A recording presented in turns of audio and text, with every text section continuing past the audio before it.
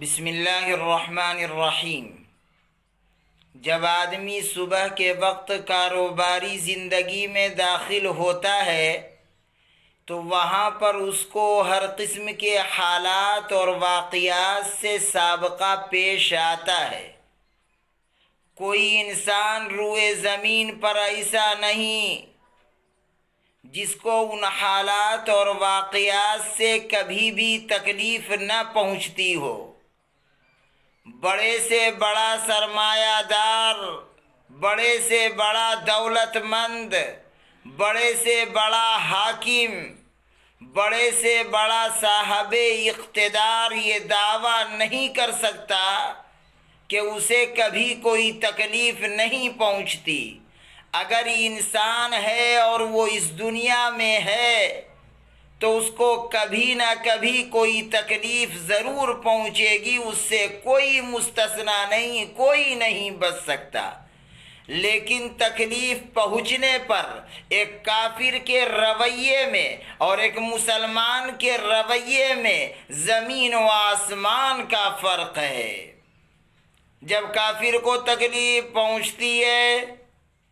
تو وہ اس تکلیف کا اظہار اپنی زبان سے کرتا ہے، بعض اوقات روتا ہے، چلاتا ہے، بعض اوقات شکوہ کرتا ہے، بعض اوقات تقدیر کا گلہ کرتا ہے، اور نعوذ باللہ بعض اوقات اللہ سے شکوہ کرنے لگتا ہے۔ مگر اللہ کے نبی جناب محمد الرسول اللہ صلی اللہ علیہ وسلم نے ایک مومن کو، ایک مسلمان کو، ایک کلمہ گو کو یہ تلقین فرمائی کہ جب تمہیں کسی طرح کی کوئی مصیبت پہنچے، کسی طرح کی تمہیں کوئی تکلیف ہو، او لوگو تم یہ کلمات پڑھو، انا للہ و انا الیہ راجعون، اور یہ دعا بھی پڑھ لو، اللہم انی احتسب لک فی مصیبتی واجرنی فیہا وَأَبْدِلْنِي خَيْرًا مِّنْهَا۔ ایک بزرگ فرماتے ہیں کہ تکلیف پہنچنے کا یہ مطلب نہیں کہ آدمی کے اوپر کوئی بڑی مصیبت آئے، بلکہ اگر چھوٹی سی بھی تکلیف پہنچے تو وہاں پر بھی یہی حکم ہے۔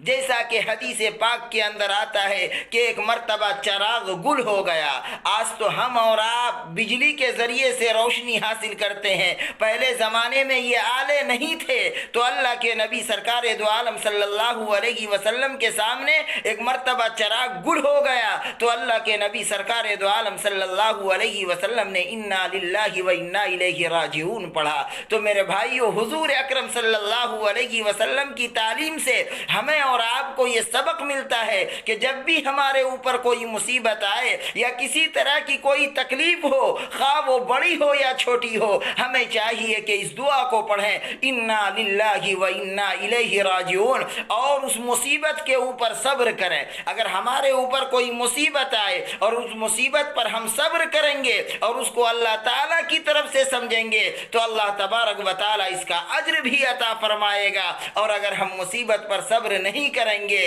تو پھر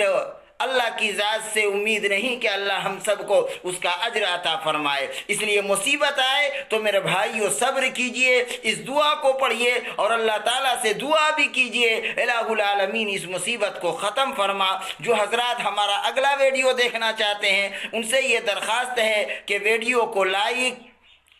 اور میرے چینل کو سبسکرائب اور بیل آئیکن کو دبانا نہ بھولیں۔